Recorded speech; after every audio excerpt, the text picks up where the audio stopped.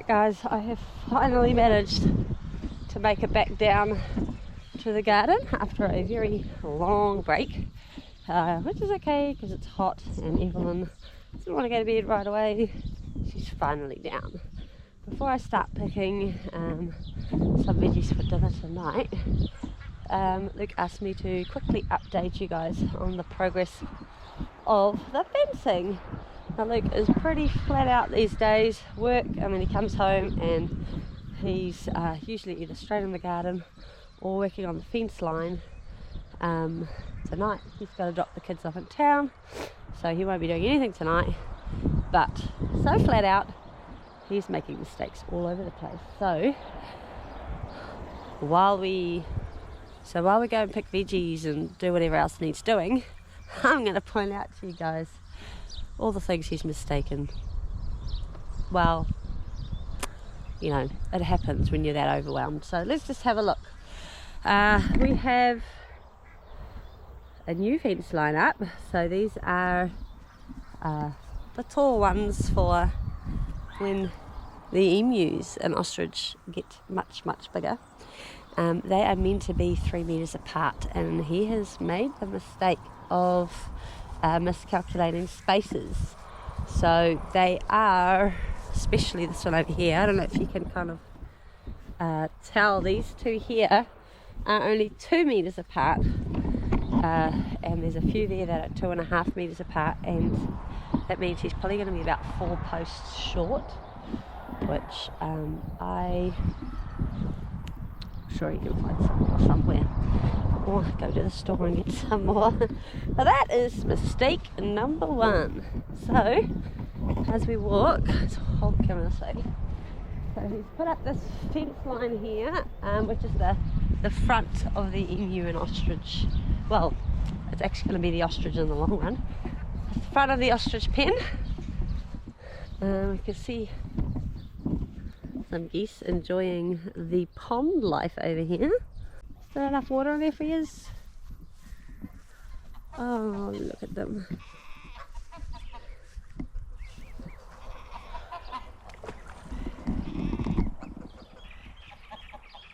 How cool is it that they finally have a decent pond to float around in?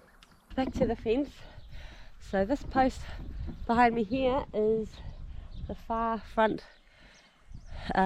corner of the ostrich pen, and then over on the other side here we have the very first corner post of the emu pen, which then takes you that way and to the pond to give you an idea of where the fencing's going to go. And then the boys also decided, rather than actually have this corner over here wasted, Luke was thinking we'd just put a straight fence and maybe plan it out. The neighbour, which I'm quite happy with, has talked him into fencing it off. We can actually use it. It's still quite decent paddock size for the goats. So there's going to be 3 paddocks on the side for the goats, plus the pathways if Luke decides he wants the goats to graze it rather than to mow it. But I think at this stage he's thinking he's going to have time to mow it, so we'll see. But they've done quite a bit of work. It'd be interesting to see if they got the 2 paddocks split off. So hold on a minute, I'll go check. Haven't quite gotten all the way to that side, although I see they've put in a strainer post. I think that's what Luke's calling them. So really they have done a lot more work in 4 hours. So next up we're off to the veggie patches, grab some food for dinner. So tonight on the menu we have schnitzel, which is our own homegrown cows. We going to have roast potatoes now that we're harvesting those, and that's one of the kids' favourites. And then we're just going to have some stir-fried veggies, so it'll be good dinner. Oh, we are really putting on a sweat now. So just going to check if we have any more cucumbers We've already found a couple that were good eating size, a little bit small maybe, but it'd be nice to find a couple more. I don't know if I'll get lucky enough. Well, these aren't huge. I'm pretty sure these are pickling cucumbers. They can still go in the salad. There's not really enough to yet to bother pickling, but these plants are all pretty loaded with flowers. So there's lots of cucumbers coming. Won't be much longer. As I said, we ate 2 over the last couple of days. They could have definitely been bigger, but also very eatable. While we're in the market garden, I thought I'd update you on our little experiment on which compost is better, store-bought or our homemade compost. And these 2 beds behind me, or I'll put you guys in front of me, are the store-bought beds. Not too many weeds in there, and the plants are looking pretty decent. Then we come over to this side, and yep, that's a lot of weeding to do. This one I've only just recently weeded out, so it's not too bad. The plants themselves are looking great, but yeah, lots of weed competition in there, so I'll have to get back in there at some point. But for now, back to picking dinner. So one of the cool things that has happened with the homemade compost is that we have had a whole bunch of self-seeded lettuce come up, which I guess goes to show that it didn't get hot enough. But in the meantime, we are making very good use of the salad, the lettuce. The kids have all decided they really like eating cold salads, so bonus. Before I get on to picking some silver beet for us and the emus, I thought I'd come in here and share Luke's overwhelm mistake number 2 for the week. So as you've seen in a previous video, he has been burning the weeds with his flamethrower, and these rows here, or this row should I say, is looking like it's enjoyed some special treatment. However, when I came down the other day, and of course didn't have the camera with me, I seen him giving it another good go, and I said to myself, I can weed faster than that. So he challenged me to a competition. Now he was about 4 plants in, so maybe about 2 meters in when I started, and by the time he finished, let me do a quick measure, 1, 2, 3, 4, 5, well, let's call it 5.5, because he kind of did like half a row. So that's his handiwork over here. So he challenged me to see if I could actually weed faster than he could flamethrow the weeds. Keeping in mind he'd already done 2 meters by the time I started. He did another 3.5 at most, and I managed to probably weed about 6 meters. On top of that, his kumara look a little bit burnt. So I'm calling that overwhelm mistake number 2. This is the row I did, and I don't see any burning. So I had to have a little laugh, because I told him so. I can weed faster than the flamethrower does it.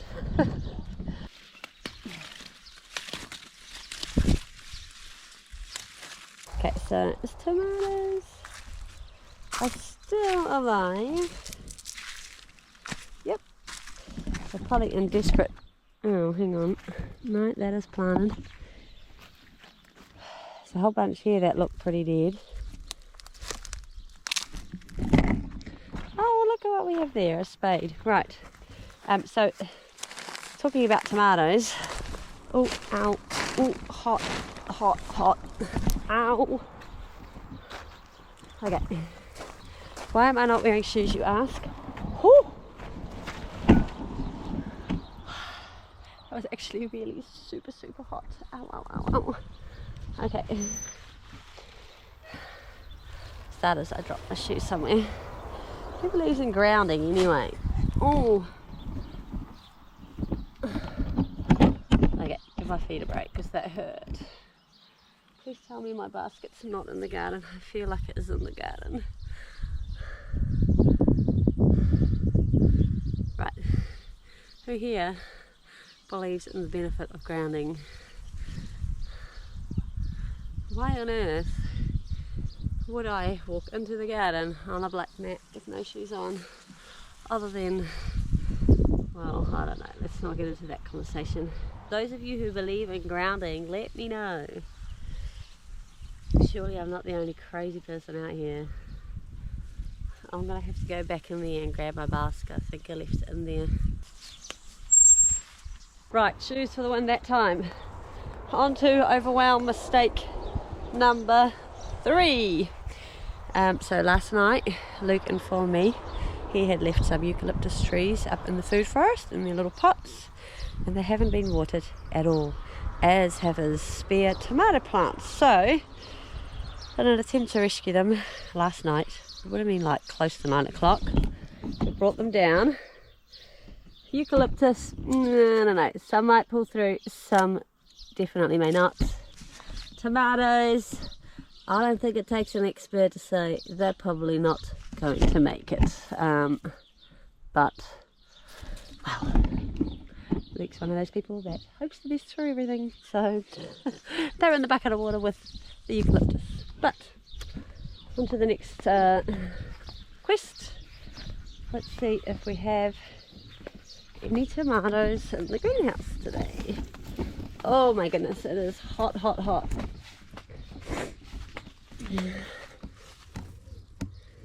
Little one.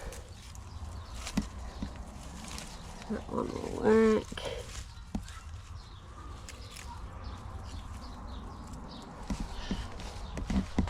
Whew.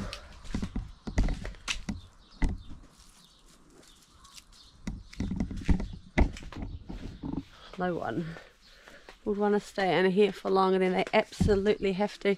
I don't know if Luke has shown you this, but some of our pink or red, I don't know if you call them pink or red, pineapples are actually flowering. There's one there and one there. So that's pretty cool. Oh, one of those tomatoes just burst on me. Luke said there's another plant over here.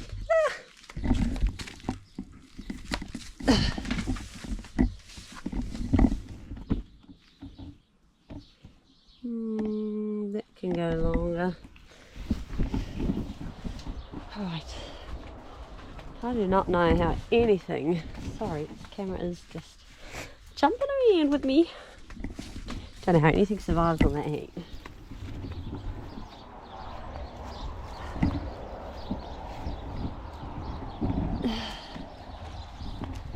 And I have already got some carrots to add to the salad at the top.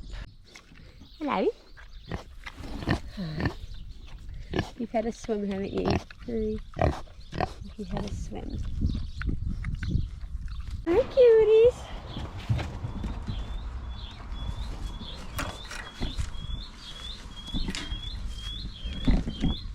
Hi. Oh, don't fall out. Mama. Overwhelm mistake number 4. Keeping in mind these are Luke's bunnies, and I promised him I don't want anything to do with them this time around. I'm too busy and I don't want to be overwhelmed making mistakes like he is.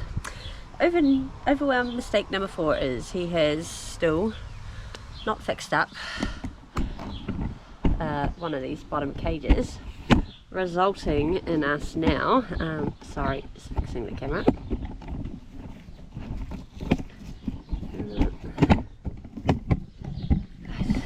So overall mistake number 4 is he still hasn't fixed this cage right here, resulting in one good bunny staying in behind a very, very broken door, and one rogue bunny that is now enjoying life free ranging around the place at the moment.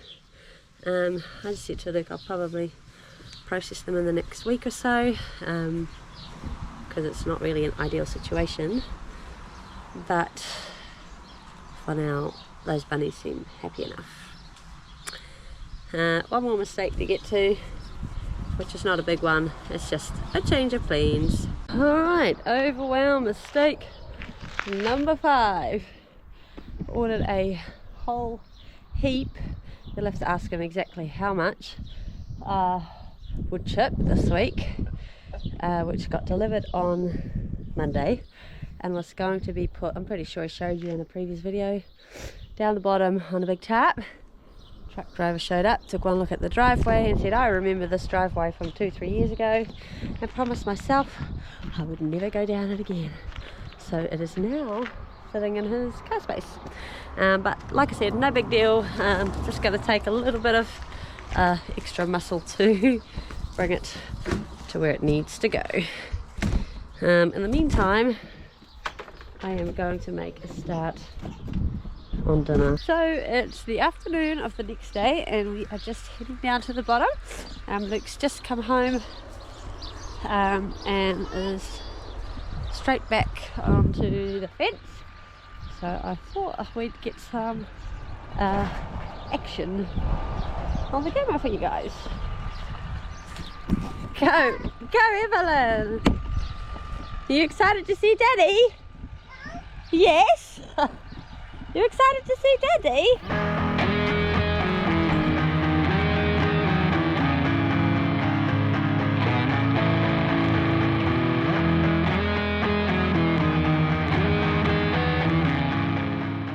Good morning guys, we're back with the last day of my vlog for this week.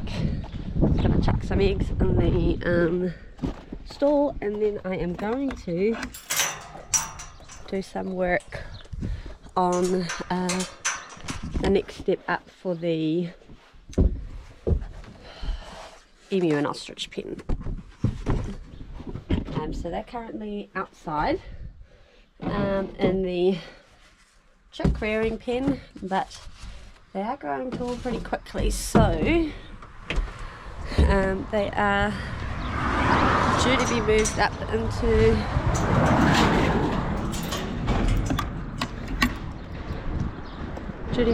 into the next size up, which is right next door, so that's nice and easy, but I want to cut down some mesh and put up some mesh.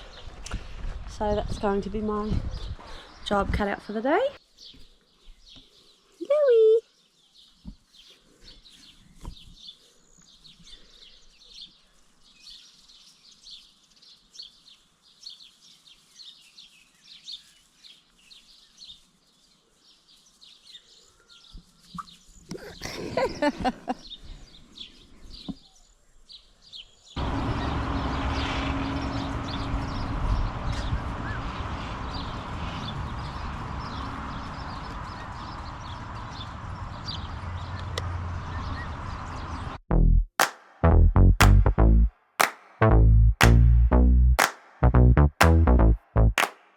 So I don't know how much of that we caught, but the mesh along here has been cut and is almost ready to be pulled out. There's a few bits where I need to dig it out.